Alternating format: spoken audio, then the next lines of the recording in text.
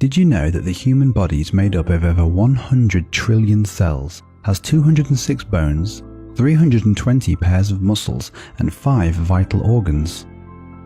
It is a remarkable biological machine with so many systems working together to allow for life, movement, cognitive function, growth, repair, reproduction, and so much more. These systems include the central nervous system, the circulatory system, the respiratory system, the digestive system, the immune system, the reproductive system, the skeletal structure, and musculature. The human body is made up of a head, neck, torso, 2 arms, and 2 legs. The average height of an adult human is about 5 to 6 feet. The human body is made to stand erect, to walk on 2 feet, to use the arms to carry and lift, and has opposable thumbs it can get able to grasp. In this video, we're going to look at some of the many systems in the human body and cover interesting facts and information about what they do. The brain and the nervous system. The human brain is the central command system for the whole body. It's a mass of about 180 billion neurons. Neurons have multiple synapses that create a network of over 100 trillion connections. Tiny electrical currents and chemical messengers send information around the brain at 268 miles per hour. There's enough electrical current in your brain to power an LED light bulb, about 12 to 25 watts. An adult brain weighs about 3 pounds, and if you hold your fists together with your thumbs touching, that's about the size of your brain. The folds in the brain increase its area of size. A baby's brain is nearly smooth, while an adult brain looks a lot like a walnut with lots of little folds. Brain tissue needs both oxygen and glucose to function. It uses 20% of the blood's oxygen and glucose, and brain cells begin to die after around 5 minutes of no oxygen. Different parts of the brain have different functions. The main structure in the brain are the frontal lobe, the parietal lobe, the occipital lobe, the cerebellum, the temporal lobe, and the brainstem. The brain connects to the rest of the body through the spinal cord, which branches out into similar and smaller nerves throughout the body. The nervous system is the body's wiring system. It transmits messages to and from the brain that are both voluntary and involuntary. The involuntary messages are things we can't control, like our heartbeat, feeling pain, and reflexes. Voluntary messages are things we are aware of, like reaching for a pen or speaking. The pins and needles sensation happens when a nerve is compressed and the signal is disrupted. Injury to nerves can cause permanent paralysis and numbness. Nerve diseases can cause loss of memory, uncontrollable shaking, a loss of feeling, muscle deterioration, and seizures. To examine and measure brain structure, activity, and nerve function, doctors can perform an MRI, a CT, or an EEG scan. A healthy brain and nervous system needs a varied and healthy diet and lots of vitamin B1, B9, zinc, calcium, magnesium, and vitamin C in particular. Because the brain is over 70% water, it's very important to drink a lot of water too. The study of the brain is called neurology. The heart and the circulatory system. The heart is one big pump which is made of muscle fibers. Its job is to circulate blood around the body so that oxygen and nutrients can be delivered to the cells. Carbon dioxide can be removed and infections fought. A healthy adult heart beats around 60 to 80 beats per minute. Children's heartbeats are faster, around 100 to 120 BPM. The heart has 4 chambers to pump blood. Deoxygenated blood enters the right atrium, then into the right ventricle, where it goes to the lungs. Once oxygenated, it enters the left atrium, down into the left ventricle, and a big squeeze of the left ventricle pushes blood into various arteries. Blood is transported around the body through blood vessels that are split into 2 functions, carrying oxygenated blood away from the heart and carrying deoxygenated blood towards the heart. Blood vessels carrying oxygenated blood in order of large to small are called the arteries, arterioles, and capillaries. Vessels carrying deoxygenated blood in order of large to small are called veins and capillaries. There are so many blood vessels in the human body that if you laid them out end to end, they would span 60,000 miles. Red blood cells carry oxygen around the body. They're so small that 2.5 million can fit on the head of a pin. An average adult has about 5 quarts of blood and the heart pumps 83 gallons an hour, or 2,000 gallons every single day. It takes around 60 seconds for blood to leave the heart, circulate around the body, and then return back to the heart. The heart is protected by the ribcage and the sternum, and because the heart is a muscle, physical exercise helps to keep it healthy and working well so you can live longer. Heart disease is one of the biggest killers in America every single year.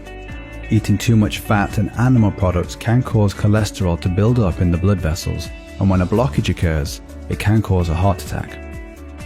Smoking, excess alcohol, too much salt, drug abuse, stress, and high blood pressure can all lead to heart disease, heart attack, and stroke.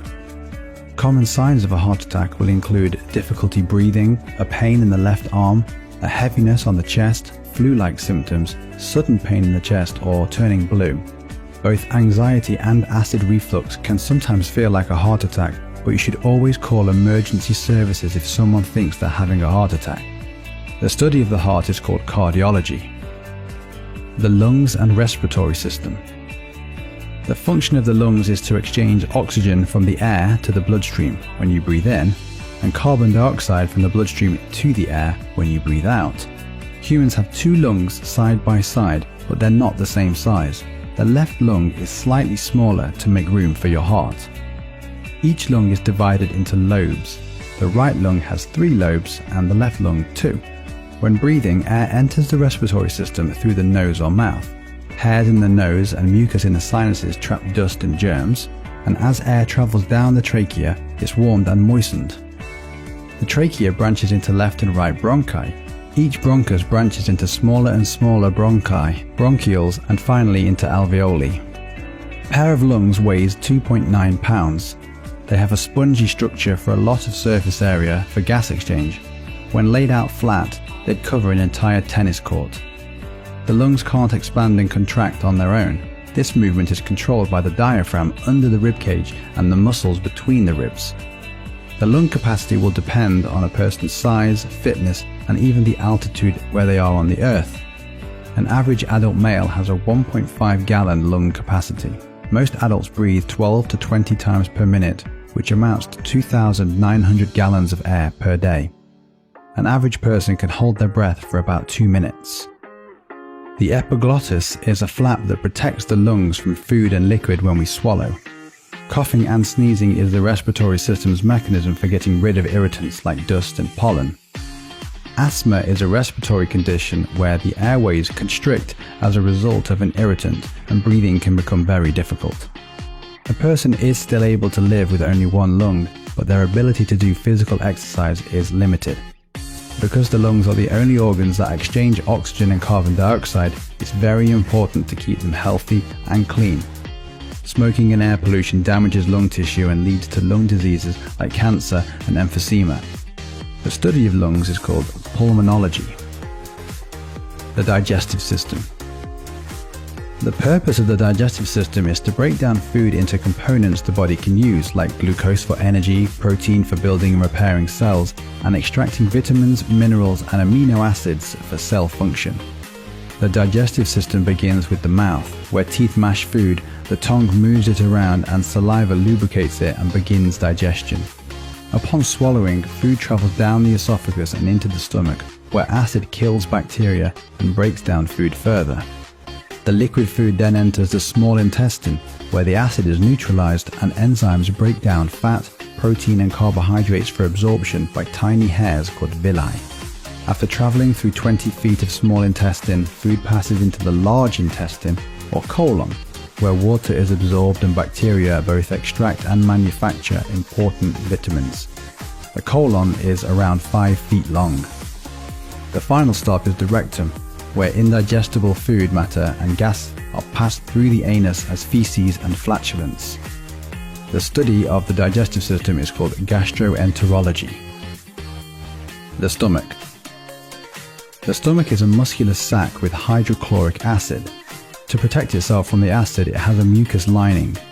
An adult stomach can hold 0.5 gallons of food and liquid. and there are nerves in the stomach that tell your brain when it's empty or when it's full. Vomiting is the body's way of rejecting food and liquid that is bad for the stomach. The small intestine. After leaving the stomach, partially digested food called chyme enters the small intestine. The small intestine is 16 to 20 feet long in an adult human being. It's called small because it is narrow, about the thickness of your thumb. In the small intestine, the gallbladder secretes gall to break down fats, and the pancreas secretes insulin to manage blood sugar levels. Inside the small intestine, millions of tiny hairs called villi increase the surface area so that nutrients can be absorbed into the bloodstream. Food moves along the intestine through wave-like contractions called peristalsis. Celiac disease is a condition of the small intestine. The large intestine. The large intestine, or colon, is about 5 feet in length, and it's called large because it's wider than the small intestine. Digestion creates up to 1.3 gallons of fluid, and the main job of the colon is to reabsorb most of this fluid so things move slowly. It can take 18 to 24 hours for food to leave your digestive system. The large intestine hosts billions of beneficial bacteria called gut flora, or the microbiome. They manufacture and extract certain vitamins, and fermentation by the gut bacteria creates gas. Fiber is very important for a healthy gut. Diseases and disorders of the colon include irritable bowel syndrome and colon cancer. The immune system. The human immune system is the military of the body. It's comprised of white blood cells and antibodies. These seek out and destroy foreign bodies, including viruses, bacteria, parasites, fungi, and abnormal cells. White blood cells are created in bone marrow and carried in the blood and lymphatic system. A single drop of blood can have 25,000 white blood cells. When white blood cells attack, they envelope the pathogen and destroy it. The remains are carried away into the lymph system. The immune system is able to remember infections and fight them off better through antibodies. Vaccines work by stimulating the immune system to create antibodies for a specific disease, like polio or measles, without actually getting it. The person is then protected against that disease. It's important to get vaccines even if the disease is no longer common because of the herd immunity effect, which is a form of immunity that occurs when the vaccination of a significant portion of a population or herd provides a measure of protection for individuals who have not developed immunity. Stress, smoking, lack of sleep, poor diet, and diseases like HIV and AIDS can weaken the immune system, making you vulnerable to infection. Allergies and allergic reactions are a false alarm and the result of an overactive immune system. Allergic reactions can cause anaphylactic shock and swelling where a person can't breathe. Autoimmune diseases like lupus mean that the immune system attacks its own body and not just the germs. Being too clean isn't always a good thing.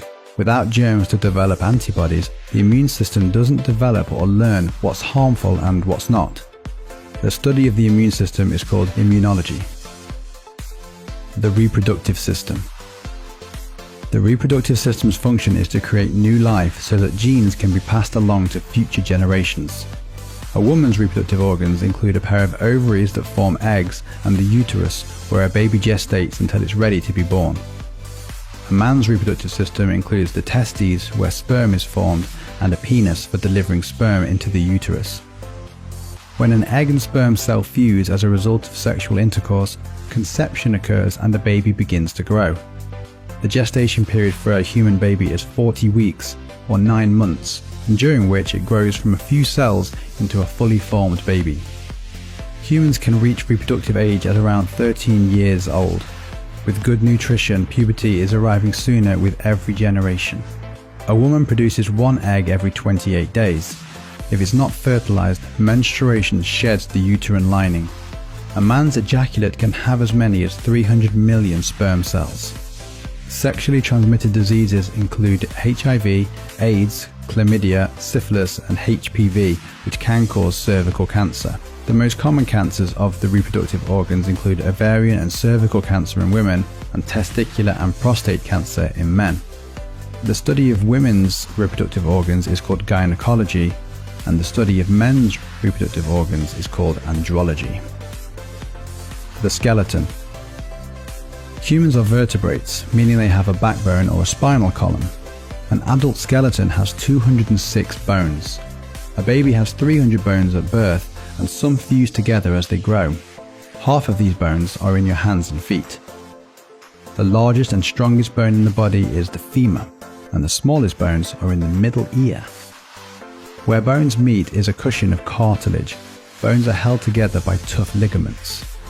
Bones consist of hard bone, which gives structure, spongy bone, which is still hard but has more air pockets, and bone marrow, where blood and stem cells are produced. A healthy human bone can withstand 3 times your body weight in force. Arm and leg fractures and breaks are more common in growing children because the growth plates there are vulnerable. When a bone fractures or breaks, it's able to repair itself. Special bone cells will surround the injury, form a callus, break down the injured bone and replace it. Even healthy bones are continually maintained by the body.